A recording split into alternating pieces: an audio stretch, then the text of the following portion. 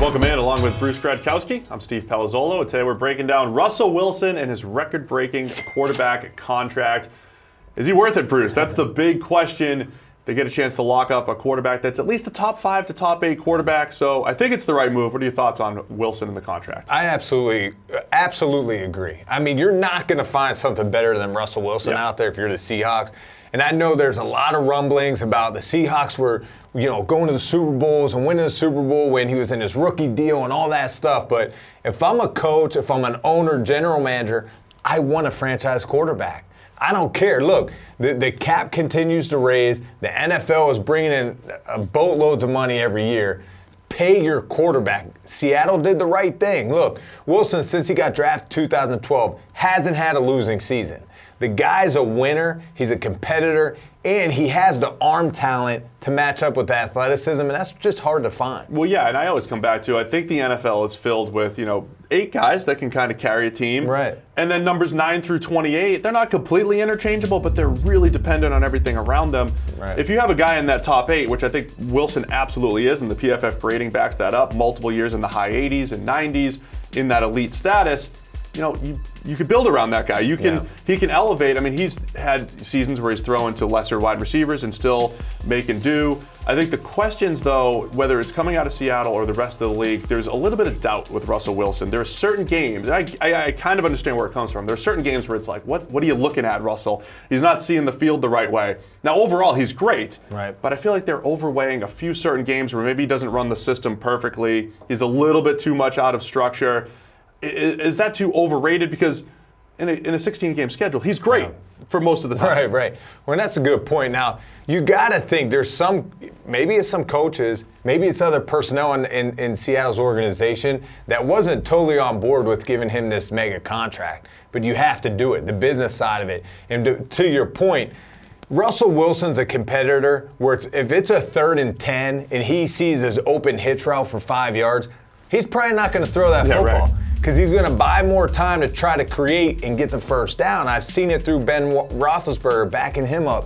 So Wilson has that competitive, that poise, that he's always looking for something more or better. So sometimes that frustrates coaches. Right. They're thinking, look, man, just execute the offense. Your first read was open, hit it. But sometimes as a competitor, it's hard to just take that short one when you know you're going to get greedy and wait for the longer one, the deep one downfield. Look, I'd take that. For what he brings to you, we wouldn't be talking about Kyler Murray right now if there wasn't a Russell Wilson. Yeah, there's a lot of similarities to their games. And there might be a little bit of just discomfort from coaches when you just don't know. Hey, I built a game plan. I don't know exactly how Russell's going to execute it, but you give him 16 games and there's a lot more good than bad. You miss a read here and there. Who cares? Over time, he's going to be a playmaker and he's going to do a lot more good than bad.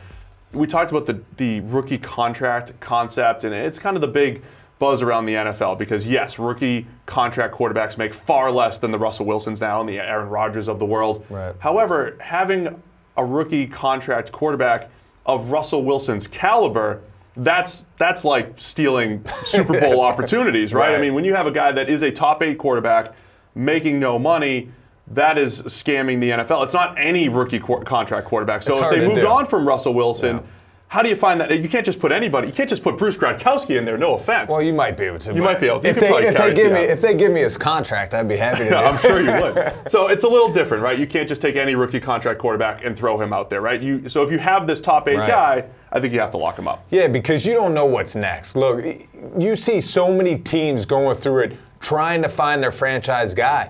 They go for years. I mean, look at the Miami Dolphins. How long they went from a Dan Marino, and they're still going through it. And they think they found him in Ryan Tannehill. Now they're moving on, going through that transition again. So I just believe when you have that guy at the helm, you keep him happy, you build around him in a sense, and that's when you have your chance. And now, I mean, I think Russell Wilson, you know how hard he works on the field, off the field. He puts in the time.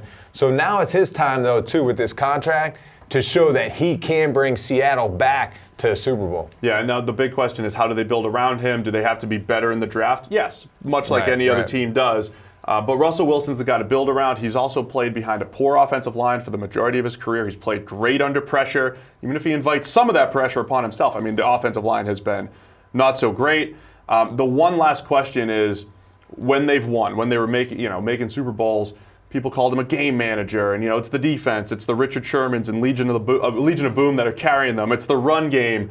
But ultimately, Russell Wilson was a major part of their success because he's still 3rd and 8. You still have to make those throws, and he's one of the few quarterbacks that can make those consistently. Absolutely. And look, I'm a big believer. Football is the ultimate team game. So you need all the pieces to win a championship, and one of the main pieces is quarterback.